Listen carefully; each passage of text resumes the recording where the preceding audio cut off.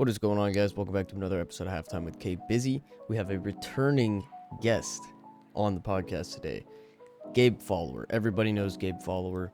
We cooked up some good topics, and I think you guys are gonna enjoy today's episode.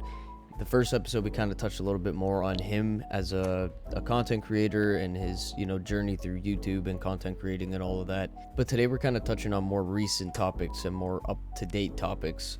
We talk a little bit about Classic Offensive. We talk about how he's moderating the Discord server for Valve for Deadlock. He volunteered to help out there, so that was pretty cool to talk about. We talk about quite a few different things. I think you guys are going to enjoy today's episode. I do have a giveaway live right now. Put the little tweet on screen real quick, and the link will be in the description. I don't know. I was on CS Flow and I thought it was funny, and someone get a good laugh out of that if it landed in their inventory. So make sure you go enter that. We will be rolling that tomorrow live on ttv/KBizzyCS. So make sure you guys go check that out. We also have everything on the Halftime with KBizzy merch shop, which is also linked in the description. Everything is 20% off right now, so go get yourself some merch if you're, looking for a new t-shirt to rock. If you need a new poster for the wall or something, I got you covered. 20% off on me, no biggie. We got mouse pads on the way. They have officially been ordered. They are in production, and we're looking at maybe a month before they land on the shop too. They look incredible, and yeah, we're gonna get right into things. But thank you everybody for tapping in. You guys enjoyed today's episode, and we will catch you in the outro.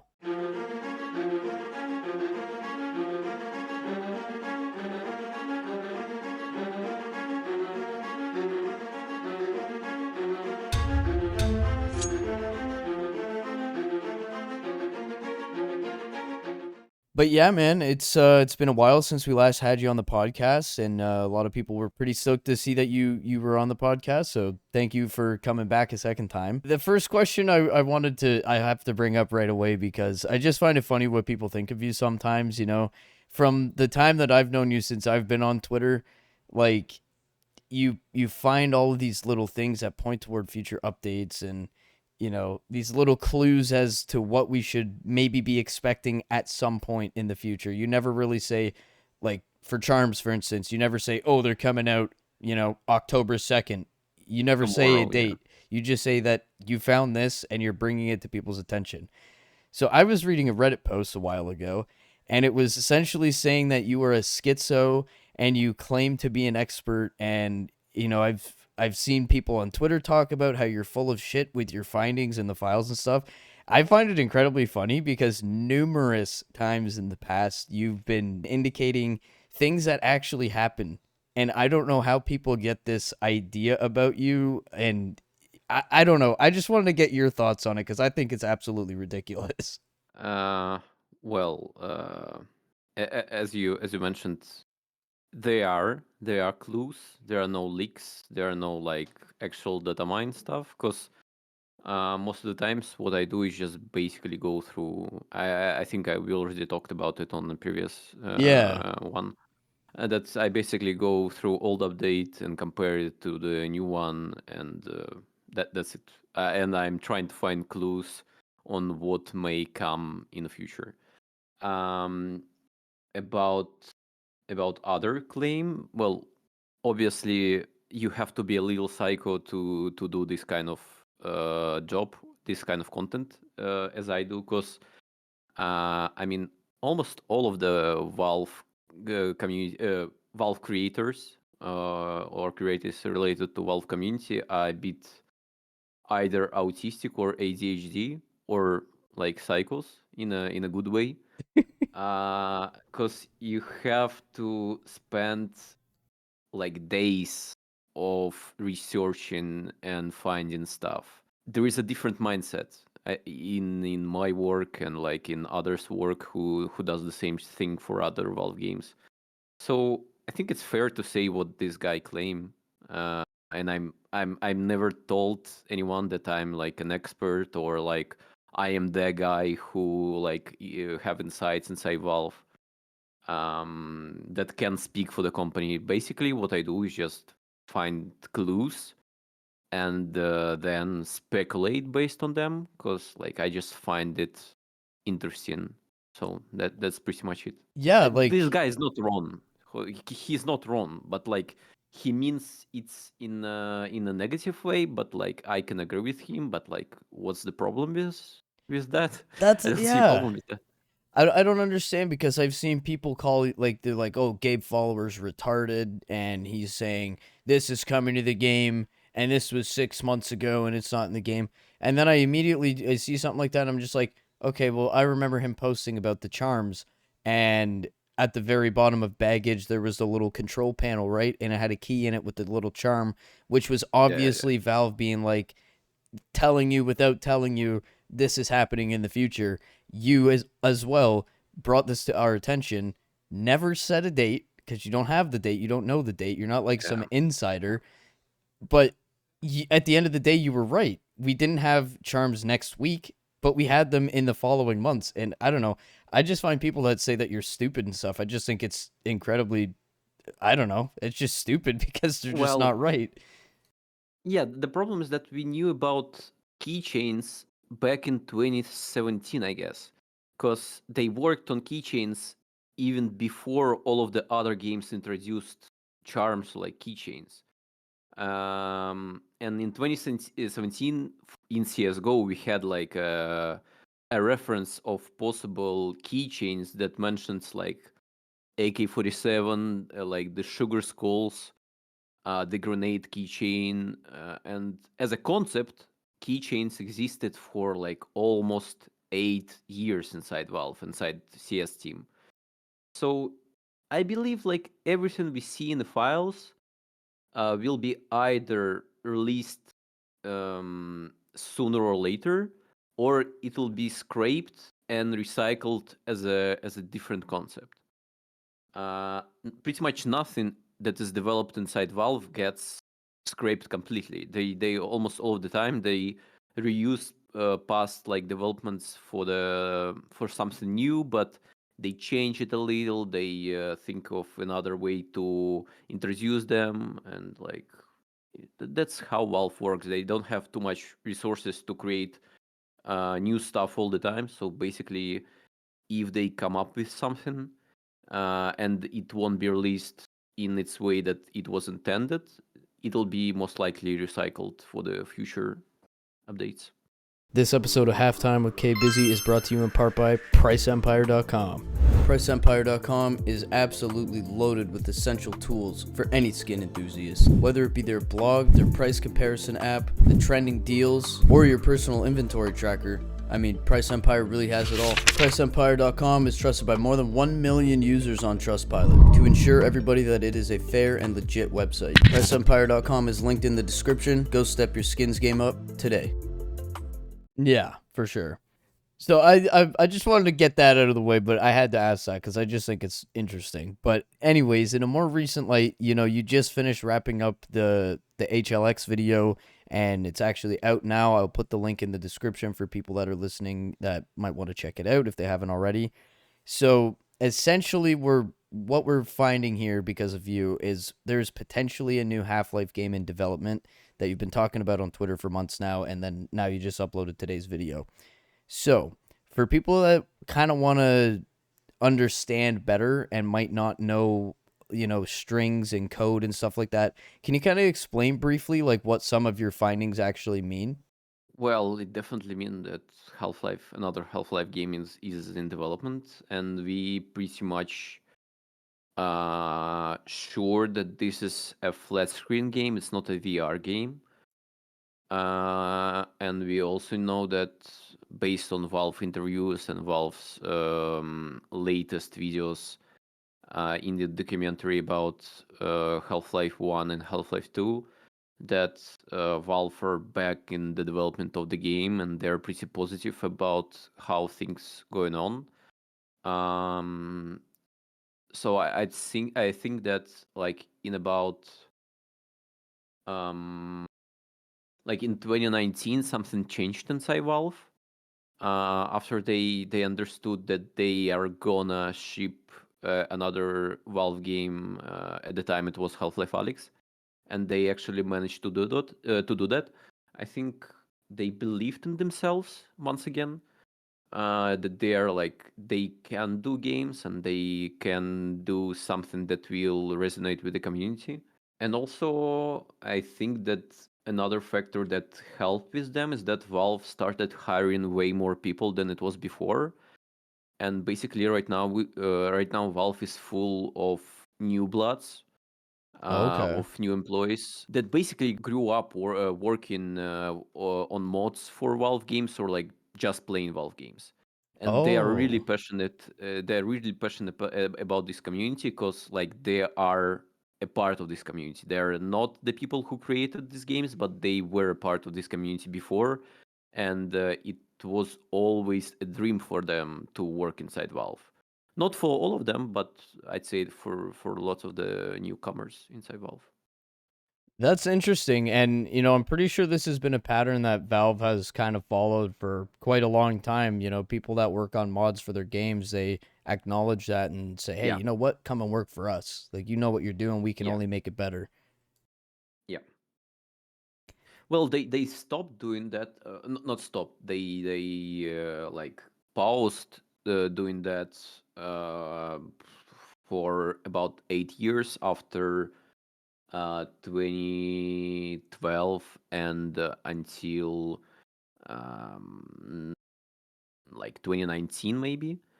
Um, but yeah, after that, because like it was a hard period for Valve.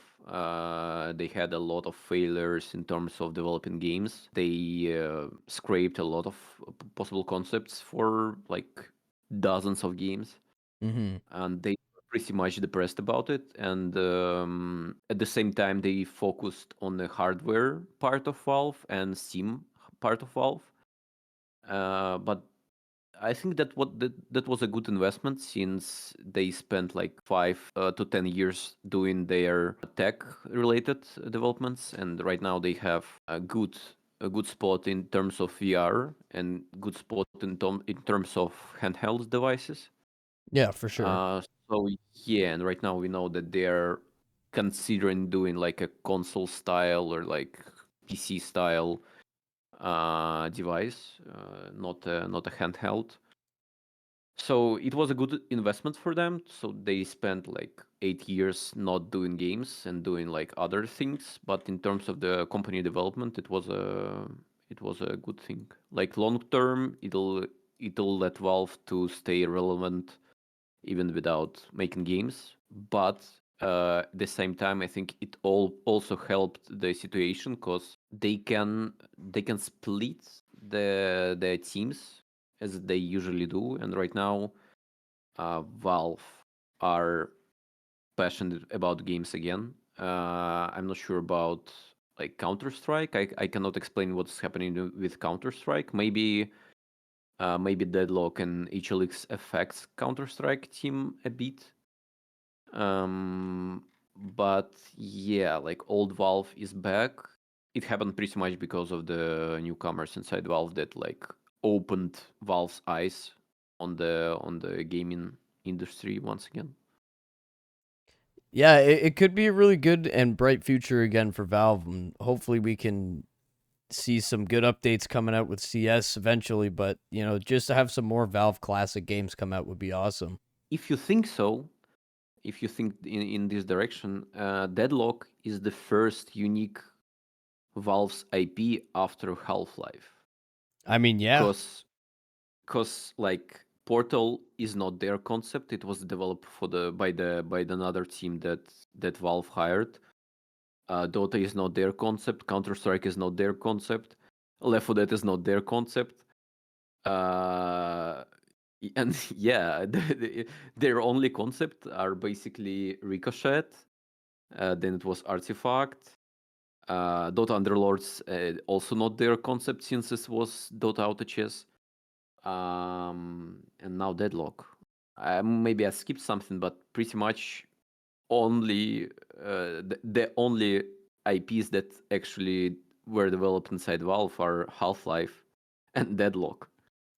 So that's something interesting because they never touch another universe. And initially they tried to develop Deadlock in the universe of Half Life.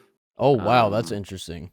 well, it's pretty much known information because initially Deadlock leaked as a code named Citadel, and still in the game files you can see that one of the team is called Rebels and the other team is called Combines.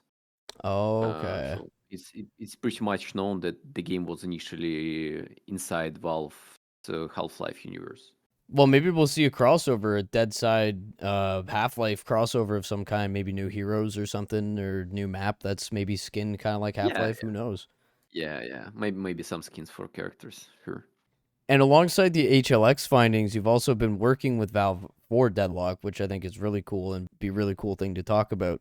Deadlock has obviously seen quite a drastic drop in player count, but I think that's probably just because the beta is kind of dragging on and whatever. But I'm sure it'll be very successful when it fully releases because everything Valve touches is awesome. I'm not really tapped into the whole Deadlock scene a whole lot. I think I played the beta like once or twice, but tell me a little bit about what you've been doing with Valve in terms of helping them out with Deadlock.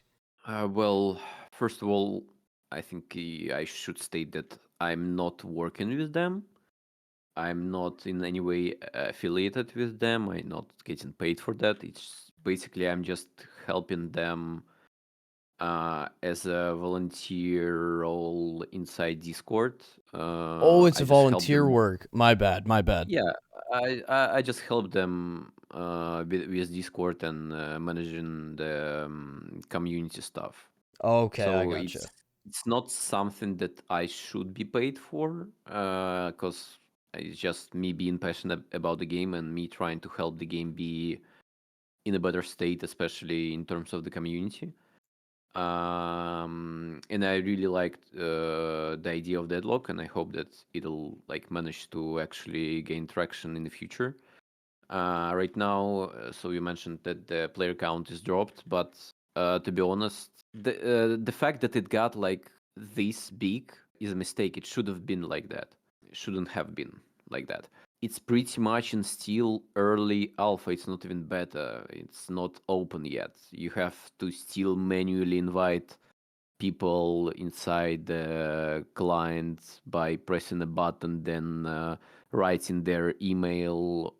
Well, yeah, right now maybe just a button, but still, it's quite a lot of actions to invite someone, and I think that lots of the people who went on this wave, like of uh, initial hype, were just people who are interested inside new Valve game, like the Valve game. But at the same time, I believe lots of the players enjoy the game, but they found it pretty rough to play right now.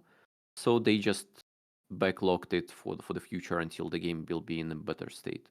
So I think in terms of like development, it's easier for Valve to get feedback from, let's say, 10,000 people than like 100,000 people, because the feedback will be much more concentrated. It'll be more quality feedback, because people who are stayed, they are actually like people that are passionate about the project. So I think that's not a bad thing that the player count dropped. About the other stuff related to Valve, I've never been affiliated with Valve besides getting payment for my sticker that was accepted inside CS. Okay, yeah, that was my bad. I mislabeled that. I thought that you and No, Valve no, no. actually I worked. mean, I believe that lots of the people think that I am. It's not like only your misconception. But whenever people ask about it, I'm just trying to clarify that it's not paid work. It's just me being a good guy and trying to help Valve speak to the community or like manage community better. Because I'm pissed on how Valve are usually communicating with the community, and the way they are doing it right now with Deadlock really surprised me. That they are pretty much open about the development. They did a forum on which you can openly post a feedback, and devs will actually read through it and sometimes like your post or like write your comment to asking to elaborate on feedback. And they are pretty much active in Discord. They are talking to people in Discord, and like that inspired me, and I really want to help Valve to sustain that and maybe even move with that idea to other games. Because I'd like to see like an open Discord for CS, for example, like Oh moderated yeah. one, obviously, obviously moderated one, because there will be a lot of toxic people. But official server for, let's say, Half-Life or Portal for CS or Dota will be a really good idea, and I believe that if we'll manage to create a good precedent with the public Valve server related to Deadlock, maybe other Valve teams will be craving to do something like that, and that's what I basically trying to do. Is just trying to create a help Valve to create a precedent that talking and engaging with the community is a good thing, and old Valve style of communication is bad, and they should change, because the way internet works changed, and the way uh, game developers are now communicating to the community also changed. But old Valve approach is a bit outdated, and Yeah. they must adapt to the current industry to be able to sustain in a good relationship with the community. And that's basically my fuel to help them without getting paid. I'm just a guy that grew up in this community, and I want to other, let's say, like high schoolers or like kids who gonna be in this community to have a better experience with Valve than it was when I was in the community as a kid, or like as a normal user without YouTube channel or like Twitter page. Yeah, I think it's a really cool thing, and I don't think a lot of people would have that same kind of initiative. So definitely hats off to you for that. And I think I speak for everyone when I agree. Like it just seems like Valve is just dropping giant fuck yous to the community with. I mean, the last big update we got was in November with Train, and I say big update, but it really wasn't that big of an update. And since then, we've been getting one, two, four, maybe five lines of code updates that realistically don't mean a whole lot. And it's just like, I make this comparison a lot, and I know it's a little bit different because they're a much bigger team. But look at Fortnite. Fortnite has, again, way more players, probably way bigger team than Valve does for their game. But you look at when their servers are down, they're tweeting, they're replying to tweets, and new updates coming out, and they're replying with tweets and stuff like that. And it's like they're so active with their community that, you know, brings them a lot of money and brings Um, them a lot of attention. Valve is the complete opposite. It's just like, what the fuck? You guys hate us or what? yeah, I think the difference is that, first of all, Fortnite is a game that's developed under Tencent with a Chinese company. Um, First of all, and second of all is Fortnite as Epic Games in general is a company that is being publicly traded, and they have investors. So the way most of the games or like game company communicate, game companies communicate is affected by the fact that they have to, because either their investors won't be happy. Oh, okay. Uh, the community gonna blame the developers, the company, and investors don't usually like that idea of being like being shown like a bad company that cares only about money, which they obviously do. But at least they're trying to create an illusion that they do care. Well, obviously, some developers and like uh, obviously actual developers do care about the game, but most of the stuff that is related to communicating is just community PR work that helps them to be more loyal with the community, I think. Yeah, Valve they just have such a different and They just mysterious don't care. approach. Yeah, it really just Yeah. seems like they don't. It really just seems that way.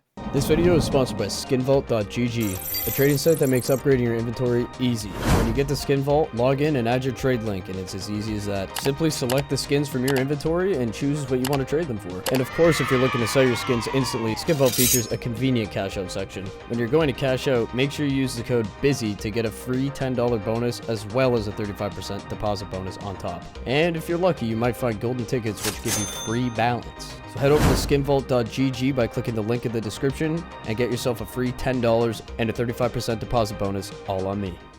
It's almost like they know, you know what? We haven't touched this game really since November. Player count just reached an all-time high. Market cap hit an all-time high again. Kick the fucking feet up, boys. Let's relax in the office for the next few months. Is like, what else are they doing? No, I don't necessarily agree with that. That they don't care in terms of the development. They don't care in terms of sharing on what they are doing right now. Because um, obviously, I'd rather have uh, stuff that is properly thought in advance and developed in a longer period of time, but it'll be a better outcome. It'll have a better outcome than just something that they are forced to do. And we also need to think. I say that all the time that Valve are not thinking about CS as a game that will be outdated like this year or like next year. CS is not a Call of Duty that will be re-released each year. Yeah. They are thinking about CS as a project that will be developed like for the next 20 years or even more if we are talking about esports. Yeah, for So sure. I even if we have like uh, lowest points in the current state of the game, I don't think that the case for the long term development. You can say so, but as a player, but I as a content creator, I do understand them because if I have a video and if I'm working on a video and people are screaming at me why you are not releasing any new videos, you're like, oh, you're not more you're not relevant anymore, and etc etc. But if I'm doing a video and I understand that this video will suck, I'd rather scrape it or like completely rework it than release it in a state it'll suck and I won't be satisfied with that. After saying by saying that don't care, I mean that they don't really care about community yapping on Twitter, and they do care about stuff that'll make them satisfied. I think satisfied is a good word in terms is a good word in terms of Valve. Because each of the developers are uh, managing or like planning their own stuff, and you have to be satisfied to do that properly. Yeah, no, I do get what you're saying. Yeah, maybe I'm just being a little dramatic because, it'd be nice to have some new content and stuff. We'll just have to keep our fingers crossed. I know for sure I'm not leaving the community anytime soon. This game could stay how it is for the rest of time, and I'd probably still be playing it, to be quite honest. But Yeah, that's my point. I don't understand that people are so critical about this. Well, obviously understand why they are critical, but I don't understand why they're being so one-sided or like um, too hard on the situation. Because like if you don't like the game in the current state, uh, can you just go play other games for now? yeah, I mean, it's not the end of the I world. I mean, if you see other game being like better or like more interesting for you right now, why are you suffering? Go play other games. Yeah, That's like I don't understand. There's like they are being masochists a little bit, and they are complaining about them being a masochists. So I'm not sure. Yeah, I mean, the CS community is a hard community to please sometimes.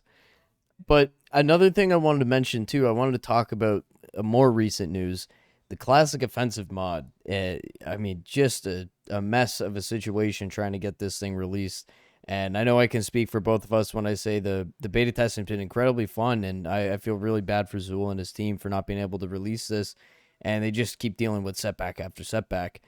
With the anticipated Steam release not happening due to the whole Valve reviewing the mod thing and the quick development of the launcher that got now shut down because of confliction with Steam subscriber agreement violation by Valve, and now the reveal of the CS Legacy mod, I mean, ironically just surfaced amidst of all of this. Zool and his team obviously have been facing some seriously unfortunate circumstances, and a lot of people are really hoping that CSCO ends up seeing the light of day. I was curious to hear your thoughts on the whole situation because, like, especially with the CS Legacy thing, it's just like the cherry on the cake for like what the hell could happen now. Well, I think we should start with the CS Legacy because right now we don't have actual confirmation that Valve approved their release on Steam. They Oh, that's don't have. still They not still don't. confirmed. Yeah, they. Well, I've tried asking the team and they didn't respond yet. But right Interesting. now, as a community, we don't have a confirmation that Valve approved their release on Steam. We don't see a Steam page, and until Valve will confirm that it's fine to be released on Steam, I believe the legacies have the same problems as Classic Offensive. That's the first thing. The second one is obviously that Valve are not Valve, CS team is they don't want CS:GO to come back, obviously, because other way it would stay as a other game that would be available to play all the time. They don't want CS:GO to come back, and one of the reasons why Classic Offensive being uh, backtracked a little is that it works on the base of CS:GO. Yes. And yeah, the other thing is that a situation about the Steam release with the Classic Offensive is a bit messy since they got approved like on Steam Greenlight almost 10 years ago, and I believe that the people who approved mod were someone who either already left Valve or either who worked on who is now working on other project, and probably the current CS team wasn't don't agree with accepting this game as a separate team project. I'm not sure. I honestly have no idea, like actual idea what's happening. It's just my thoughts. But I think that Valve did an oopsie by inspiring Zool and promising that he'll be able to release on Steam. And Zool spent like 10 years of his life doing this mod with this idea in mind that he will be able to release the game on Steam. But right now, uh, maybe CS team thought again and they don't want CS Classic Offensive to be released. And they just cannot directly say that they are against it because it'll create a even worse situation. Mm-hmm. So maybe they what they trying to do is just silence gaslighting, I'd say. So Zool will be forced to give up on the project at one point. Mm-hmm. Because if they say So no, then they'll look like assholes, and then people will just start attacking yeah, them. You know, right now it's they are also looking like a like assholes, but at yeah, least not like confirmed assholes. Let's say. yeah. Allegedly, they're assholes. Yeah, yeah, yeah. But I remember playing Classic Offensive. I don't even remember how the hell I encountered it, but the year after I started getting into Counter Strike, I remember in 2016, I somehow, some way, I bumped into this Classic Offensive mod, and I downloaded it, and it was awesome, and it was super cool. And to see it now and to be beta testing it with you and the rest of the team and everything like that, like it's genuinely been so much fun. And I can't help but think that maybe part of it would be because obviously it goes without saying CS2 is Valve's cash cow. Classic Offensive is really fun and really feels like OG CS and new like CS:GO type of, like they fused them both together, and it feels really good. It's got more features than current Counter-Strike 2.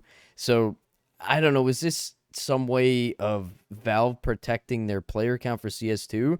That's what I'm thinking on one hand, but on the other hand, it's like there's no way, and this is no disrespect to Zool and the team, but there's no way that Classic Offensive is going to rip, for argument's sake, 25% of Counter Strike 2's player base. Yeah, I completely agree with all of your thoughts. I at the same time I think that Valve do have problems with other people using CS IP in general. Because I personally had this situation when they asked me to stop the development of my port of CS:GO to Source 2. Mm-hmm. Um, and I wasn't told directly, but I was told from like third party people involved that they are not okay with people confusing my project as something that might be possible to be official. Um, so I think it's not them being scared of losing community or like losing play numbers. It's more of them being careful with not representing or like representing community mods as something that they approved or like they acknowledged officially. And it was the same thing for TF2. Valve were pretty scared of people of letting people do complete mods for TF2. But right now they well, it's not actual Valve employee initiative. It's a contractor initiative inside Valve that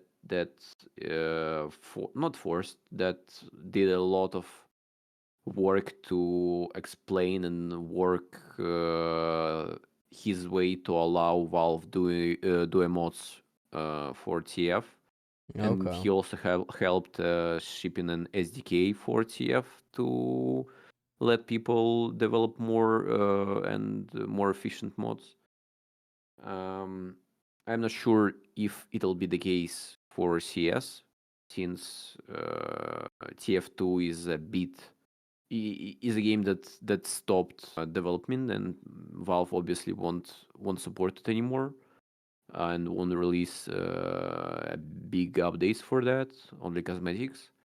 So basically, what they did with with TF, they just give community matter in their own hands. But in terms of CS, that's not the case because right now they still do have an active and actively developed Counter Strike game, and they are not interested in letting community create vectors of development. They don't want to let like community control the situation, Mm-hmm. and I think it's like their own approach. They want to monopolize on Counter Strike IP. Yeah. Yeah, for sure. And I gotta go back, like you said, with the CS Legacy thing, like with the chain of events, like for people that have been keeping up with the two setbacks that Classic Offensive has had, and like the community, like it's got a pretty solid community. There's a lot of people that really want to see Classic Offensive come out. Oh yeah, And the totally. first setback was like shockwaves. Then the second setback, I mean, that tweet got like 1.5 million views or something huge. Yeah. That sent shockwaves. And then out of nowhere, this CS Legacy thing comes out. Yeah. And the end of the trailer just says coming on Steam. And it's like, what the fuck? Like, what happened? Like, I think it's so crazy. And, to say that your product is coming out on Steam in this aspect of It's a just big claim. big It is a claim. big claim. Yeah. Big claim. So I don't know. And the fact that they were also just before they started being a little more active on Twitter and whatnot, they were only following I think their dev team and PlayStation, which I also thought was a little interesting because I hope to God no one's thinking of making anything Counter-Strike related for console again. I don't know if you ever played CS:GO on the Xbox 360. That was fucking I've horrible. tried it. Yeah, I've tried it. It was so bad. I hope the best happens for Zool in Classic Offensive, man, because I can't see this just, getting shelved after 10 years of so much hard work. I that'd be crazy. I couldn't even wrap my head around that thought. Well, about you brought an interesting topic, and I have it's not like inside information, but it's like interesting insight to look at how Valve um, developed the CS:GO. Because initially CS:GO wasn't developed by Valve; it was developed by third-party studios,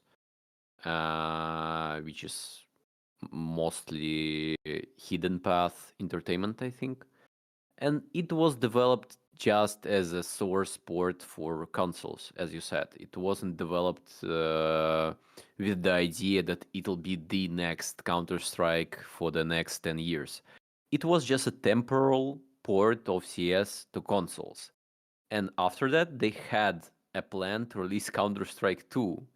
But when CSGO got traction, and they understood that they don't it'll be a mistake to give up on this hype. They just move on with the development of CS2 instead of developing another with the development of CS:GO instead of developing a completely new project called CS2, because Mhm. CS2 was supposed to come out like 10 years ago after CS:GO was a thing for consoles. Wow, that's a crazy thought. So in other news, we got some more soft updates to Steam, and it's kind of in regards to the whole trading thing, it seems. You discovered some new trade protected item categories in CS2, and Buff also actually just got blacklisted on Steam, which I'm sure you're aware of. So if you go to click a Buff link on Steam, it Yeah, kind of it has like a says little that it's warning. like yeah. So some speculation starting to go around on what other potential major changes to trading and buying and selling might be on the horizon here. Do you think Steam is going to end up blocking out other marketplaces and trying to make the Steam community market like the new meta in regards to buying and selling?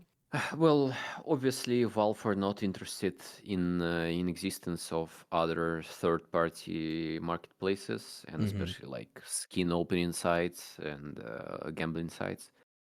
They are partly interested in it being a thing because it's like kind of brings them more money inside the game and development. Uh, but I'd say that probably they won't be blocking all of them. They might do it for biggest ones, like for a big sharks, but it's more about like doing with the monopoly, because obviously Buff had monopoly for longest part of skin community, longest history of skin community inside CS, and I think the other problem is that it's Chinese company, and if anything, they cannot like sue them or force legal actions against them. They could, but like it'll be a whole other problem. So I think okay, another factor is that there are lots of scams related to being on the third party marketplaces, and especially logging into third party Yes, marketplaces. big So time. I'd say it's more about them being concerned about security issues than the competition with the marketplaces itself. Yeah, because I mean, you hear stories from time to time of people, people will, I mean, I've gotten messages from friends that have had their accounts hacked, and it's like, oh, hey, I just got this new game. I sent you a Yeah. free copy, and it'll say like Steam community, but the T in Steam will be gone, and you click the link and you're fucking screwed. And it's a Yeah. thing. I think I saw. I don't know. Maybe I'm incorrect here, but I'm gonna say CS Float for argument's sake. I think there was a website going around that said like CS Float instead of CS Float, and it was sponsored on Google. It was the first thing, and you log into Yeah. that and you're screwed. So I think definitely for security purposes, this whole trade protected items thing, and for Steam to make the community market like the meta, like I think that would be great for everybody because everybody has Steam. You don't need a third party website. But I would Yeah, also hate to but see CS Float. I love CS Float. I would hate to not be able to use that anymore. yeah. It's interesting. Yeah, the problem is that they cannot legally allow people to sell skins for actual money, because this way they will acknowledge that skins do have monetary value, and then if so, they will have regulate their economy as a gambling economy. True that. Um, so they will have to force regulations in most of the countries. They will be forced uh, um, to do how it's called KSI. No, no, no. KYS. Yeah, know your customer. So Yeah. yeah, know your customer. They will force people to scan their passports to make sure that they're like 18 plus. Um, yeah, so it'll be a bad situation for them, and uh, they will not add an option to sell skins for actual money. However, there is a workaround. You just can sell your skins and then buy a Steam Deck, and Well, people use yeah. it as a way to withdraw money legally, legal way to withdraw money. Because that's the one loophole. I mean, I think that's the only loophole, as a matter of fact, that Valve has is it's not technically gambling because Yeah, it's like when you go to an arcade and you win all these tickets from the machine, you can go up to this, little room where you can pick, oh, I want that, I want that, I want that. Well, you can pretty much do the same thing. You can use your Steam balance and buy a Steam Deck, like you said, or buy a game on the website. That's their quote unquote technicality to how it's not gambling. yeah.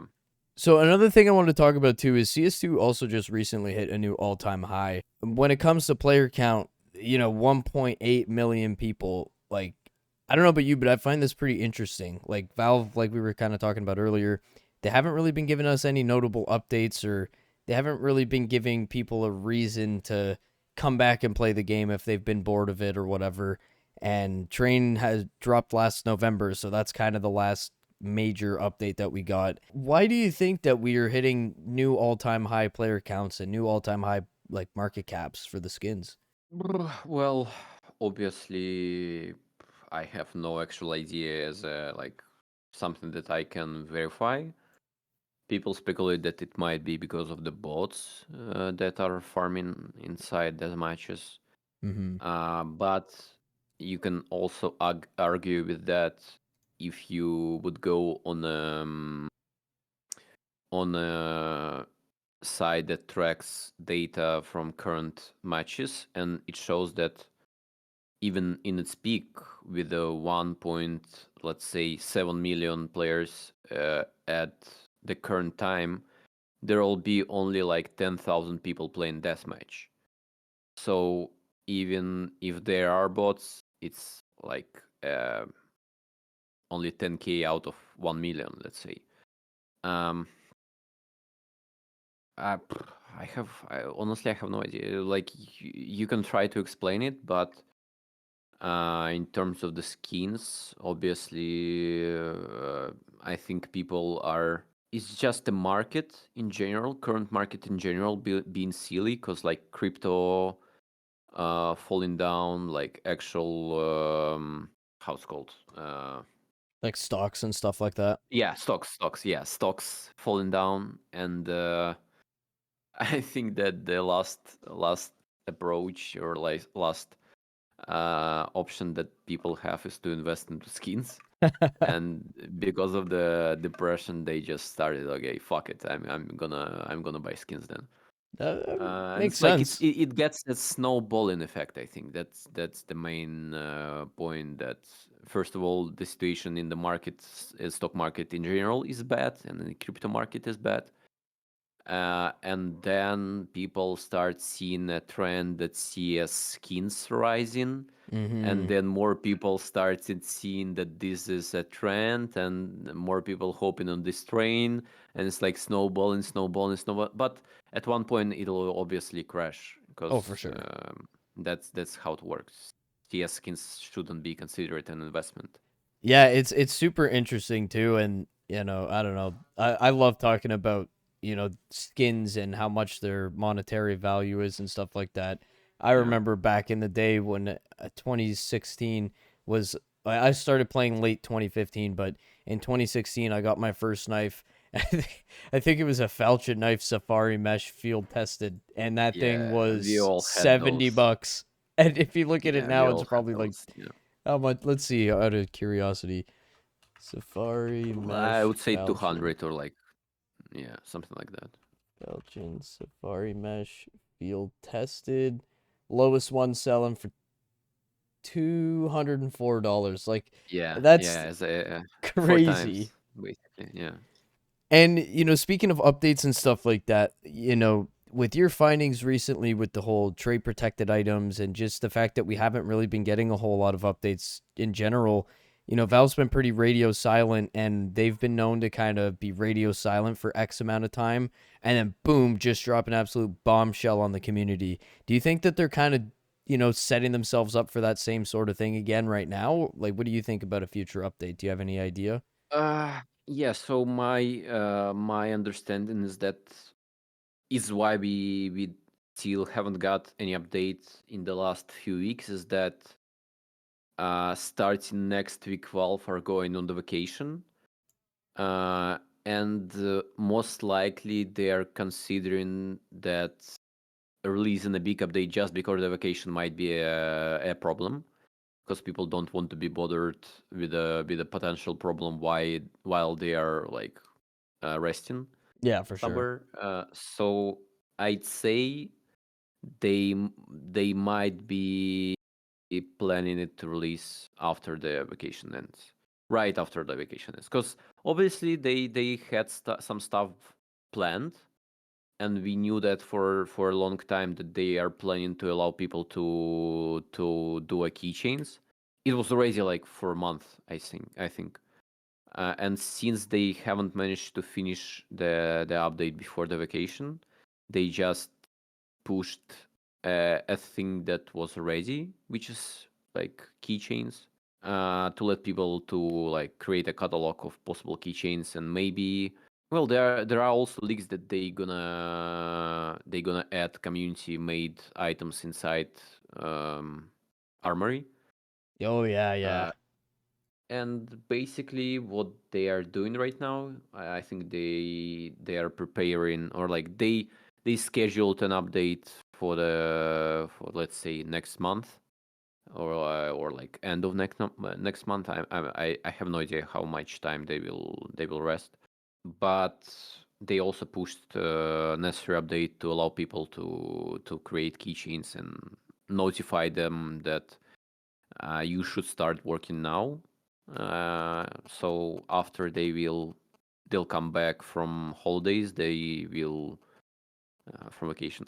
They will just check the keychains, maybe pick the best ones. Then they will pick the case or like collections, stickers, and release at least armor update. And alongside armor update, they also have to release some content, because otherwise community will be pissed. So I think, uh, yeah, they are working on it, but it was affected by the vacation.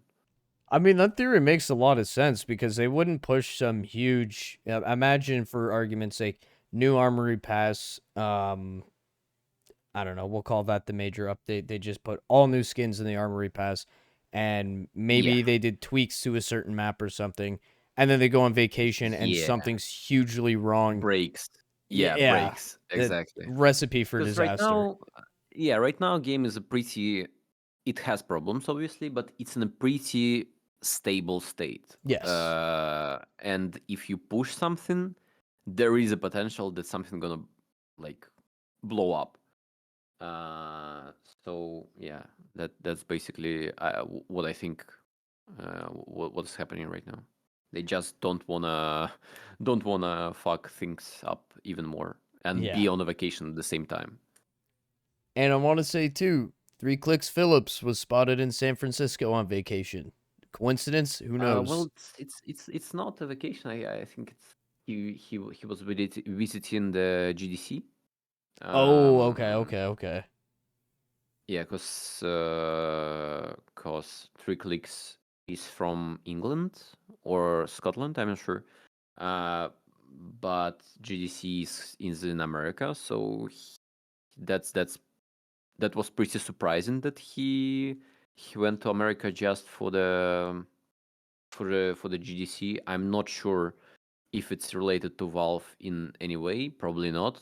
It'll most likely be related to Nvidia since he collaborates with them a lot. Yeah, I think it's not a vacation, and he's there for the content.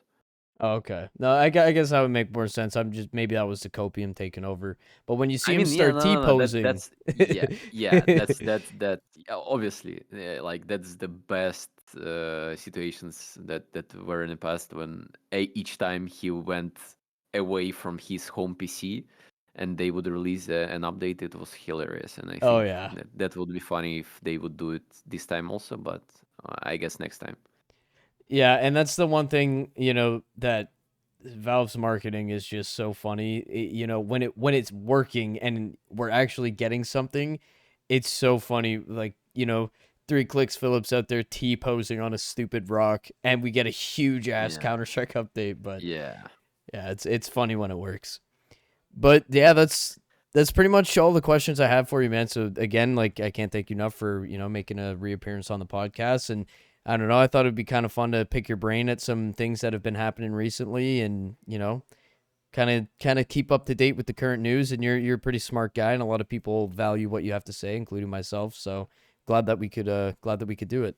yeah. Thanks for having me. I guess I'm really glad to give some insights and my opinion since I'm not being too open about like my personal stance on some topics, and I'm trying to separate my like personal my person from the face that is like created inside Twitter or like YouTube. So I'm trying to separate my like content creator role and my personal role in the community and like personal understanding and opinions.